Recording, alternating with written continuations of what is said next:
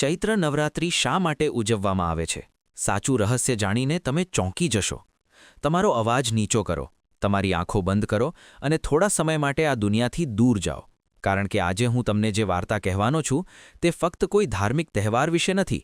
તે એવા સમય વિશે છે જ્યારે પૃથ્વી પર અંધકાર છવાઈ ગયો હતો, જ્યારે દેવતાઓ પણ ઘૂંટણીએ પડ્યા હતા, જ્યારે એક સ્ત્રી શક્તિએ બ્રહ્માંડને બચાવ્યું હતું.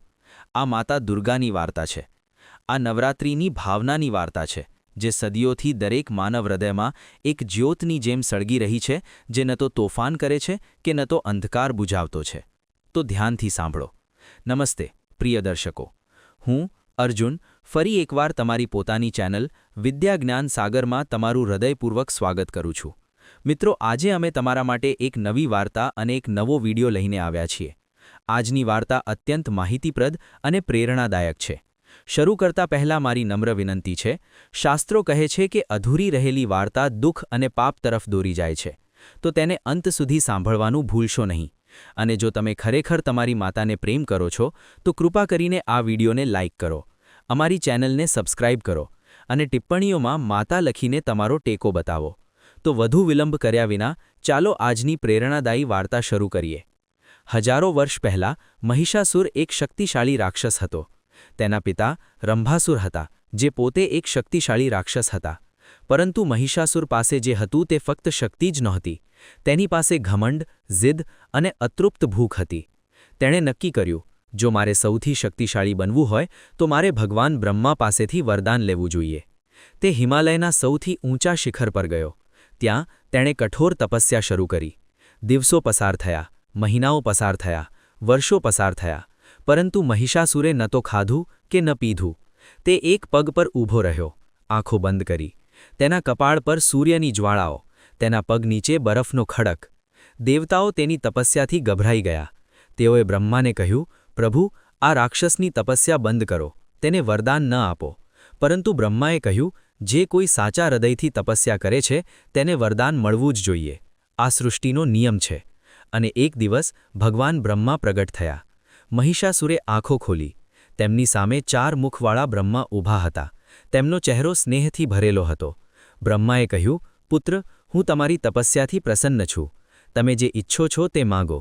મહિષાસુરના હોઠ પર સ્મિત દેખાયું. તે વિજયનું નહીં પણ ગર્વનું હતું. તેણે કહ્યું, હે બ્રહ્મા, મને એક વરદાન આપો કે હું કોઈ પુરુષ, કોઈ દેવ, કોઈ માનવ, કોઈ દેવતા, કોઈ ગંધર્વના હાથે ન મરું અને હું અમર ન બનું. બ્રહ્માએ એક ક્ષણ માટે થોભીને તેની તરફ જોયું. તેની આંખોમાં એક ઊંડાણ હતું, જાણે કે તે જાણતો હતો કે આ વરદાન એક દિવસ આ રાક્ષસના પતનનું કારણ બનશે.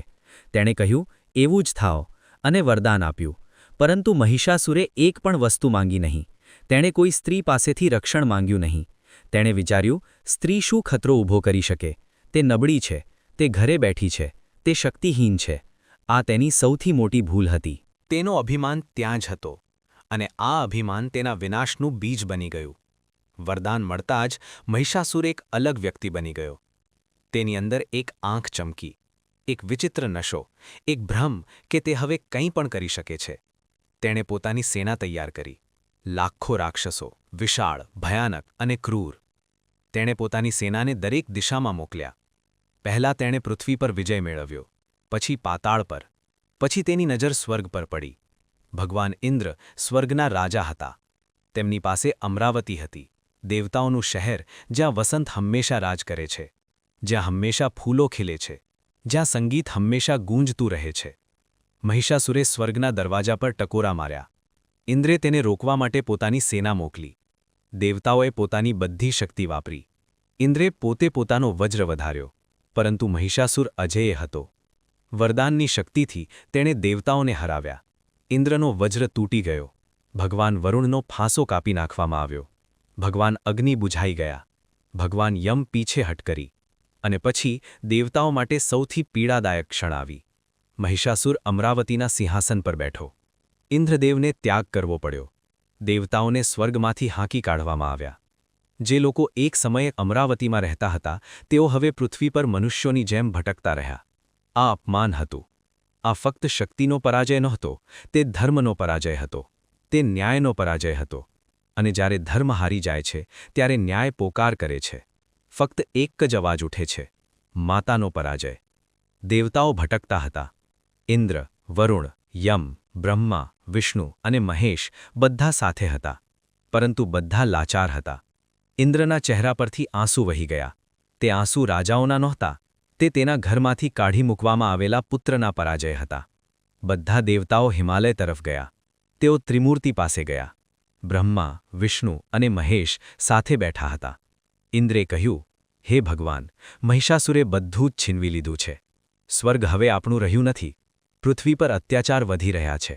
યજ્ઞો બંધ થઈ ગયા છે. દેવતાઓ તેમના ખોરાકથી વંચિત છે. ધર્મનો નાશ થઈ રહ્યો છે. આપણે શું કરવું જોઈએ? બ્રહ્માએ કહ્યું, મહિષાસુરને કોઈ પણ પુરુષ મારી શકે નહીં. આ તેમનું વરદાન હતું. પણ તેમણે ભૂલ કરી. તેમણે કોઈ સ્ત્રીને રક્ષણ માટે પૂછ્યું નહીં. વિષ્ણુ હસ્યા. એક સ્મિત જેમાં રહસ્ય હતું. એક સ્મિત જેમાં જવાબ હતો. તેમણે કહ્યું, પછી એક સ્ત્રી મહિષાસુરનો નાશ કરશે.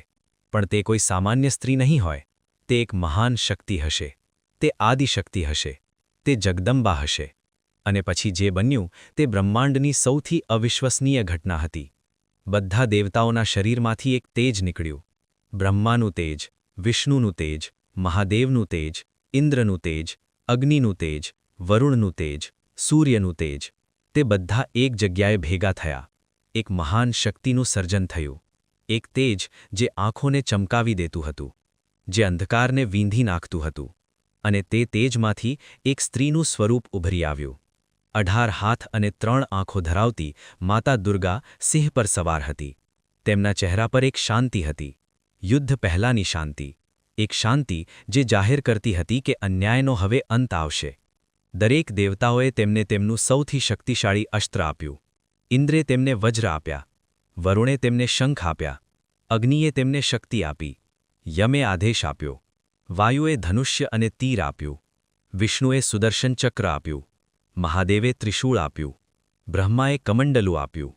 હિમાલયે સિંહને સવારી કરવા માટે આપ્યું. અને માતા દુર્ગા ઊભી રહી. તે સૃષ્ટિની સૌથી મોટી ક્રાંતિનો ક્ષણ હતો. તે ક્ષણ હતી જ્યારે શક્તિએ સ્વરૂપ લીધું. તે ક્ષણ હતી જ્યારે બ્રહ્માંડ શ્વાસ લેતું હતું. માતા દુર્ગાએ એકવાર બધા દેવતાઓ તરફ જોયું. તેમની આંખોમાં કરુણા હતી, પણ તેમના હાથમાં શક્તિ હતી. તે જાણતી હતી કે આગળનો માર્ગ સરળ નહીં હોય. તે જાણતી હતી કે જે થવાનું છે તેમાં રક્તપાતનો સમાવેશ થશે. પૃથ્વી ધ્રુજી ઉઠશે. સ્વર્ગ ધ્રુજી ઉઠશે. પરંતુ તે એ પણ જાણતી હતી કે અન્યાય બંધ થવો જ જોઈએ. મહાન શક્તિએ યુદ્ધનો બ્યુગલ વગાડ્યું. તેની ગર્જના એટલી જોરથી હતી કે ત્રણેય લોક ધ્રુજી ગયા. મહિષાસુર પોતાના સિંહાસન પર બેઠો.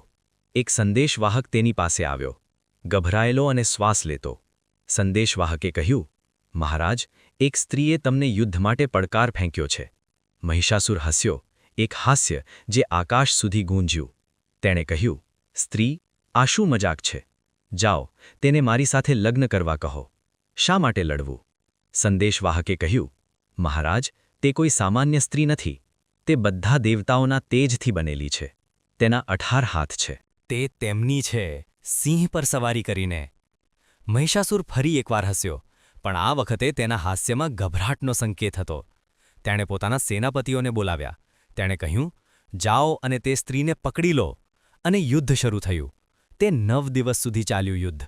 હા, 9 દિવસ. અને આ 9 દિવસ નવરાત્રિ બની ગયા. આ 9 રાતો છે જે આપણે આજે પણ ઉજવીએ છીએ. ચાલો દરેક દિવસને એક પછી એક જીવીએ. ચાલો દરેક સ્વરૂપને સમજીએ. પહેલા દિવસે માતા દુર્ગાએ શૈલપુત્રીનું રૂપ ધારણ કર્યું. શૈલ એટલે પર્વત, પુત્રી એટલે પુત્રી. તે પર્વત રાજા હિમાલયની પુત્રી છે. સફેદ પોશાક પહેરેલી, હાથમાં ત્રિશૂળ, કપાળ પર ચંદ્ર, વાળમાં નંદી પર સવારી કરીને શૈલપુત્રી શક્તિનો પાયો છે.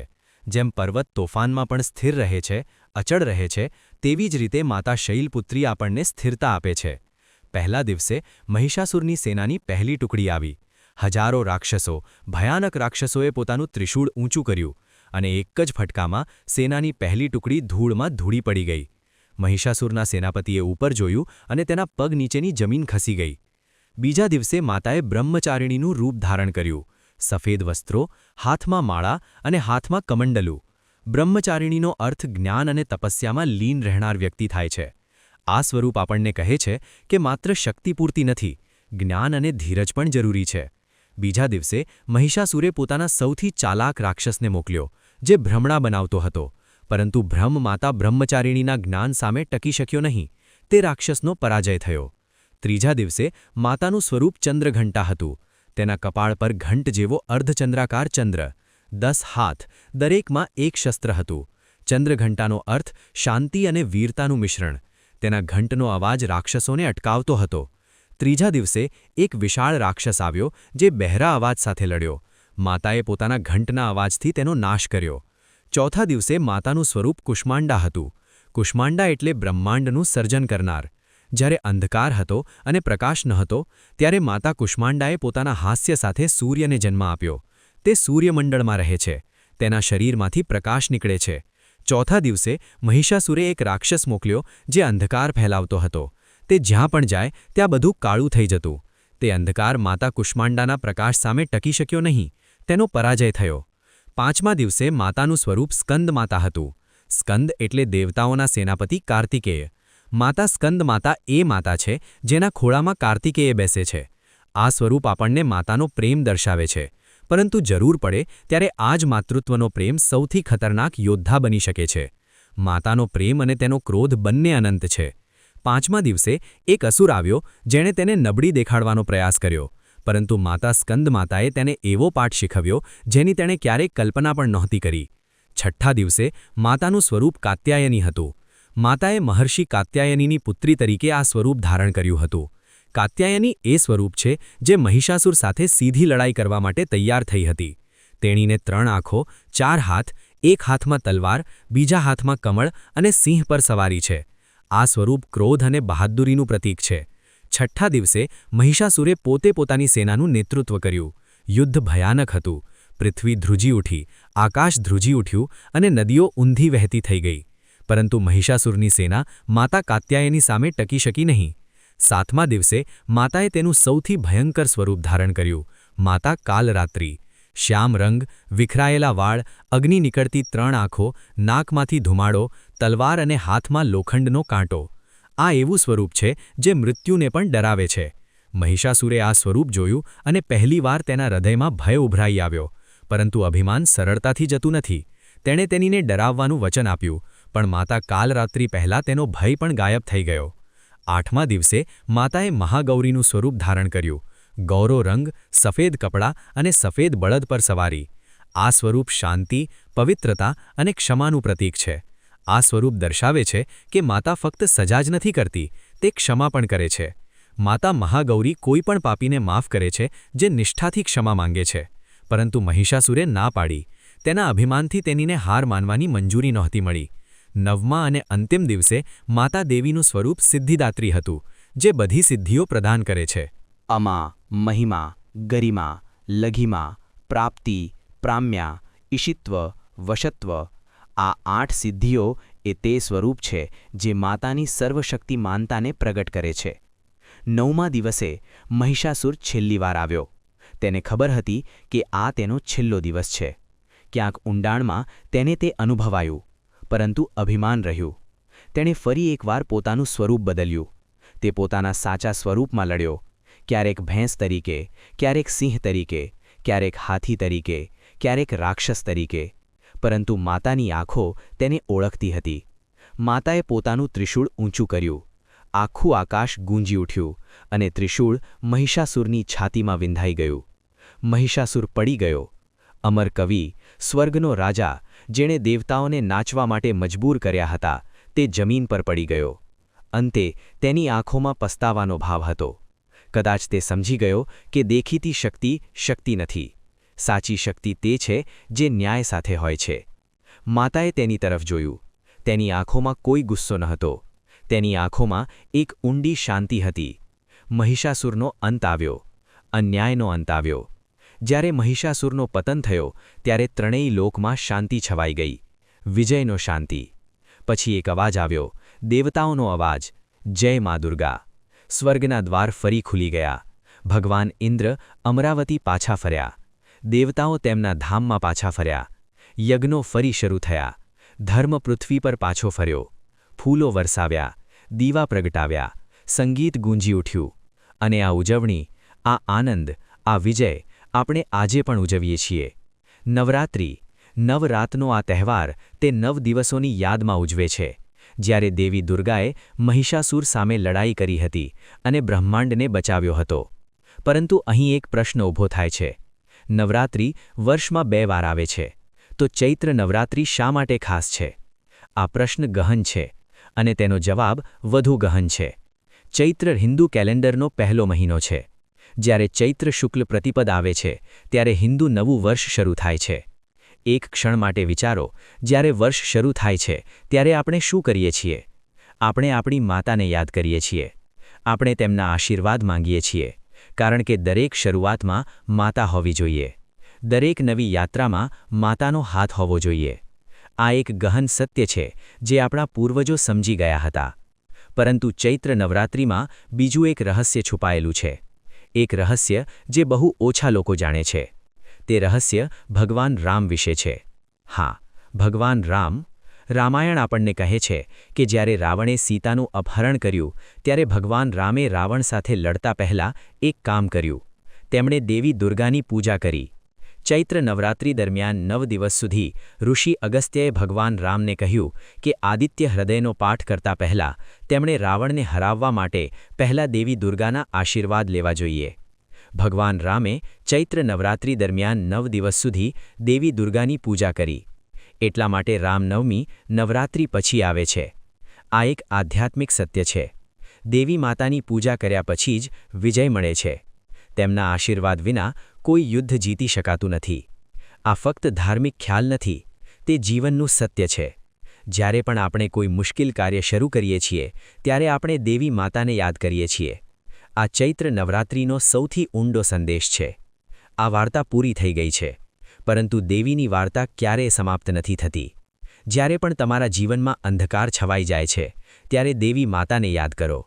જ્યારે પણ મહિષાસુર તમારા જીવનમાં દેખાય છે, ત્યારે માતાનો આશ્રય લો. જ્યારે પણ તમારા જીવનમાં વસંત આવે, ત્યારે માતાનો આભાર માનો, કારણ કે માતા હંમેશા ત્યાં હતી. માતા હંમેશા ત્યાં છે. માતા હંમેશા ત્યાં રહેશે. નવરાત્રિની શુભકામનાઓ. જય મા દુર્ગા.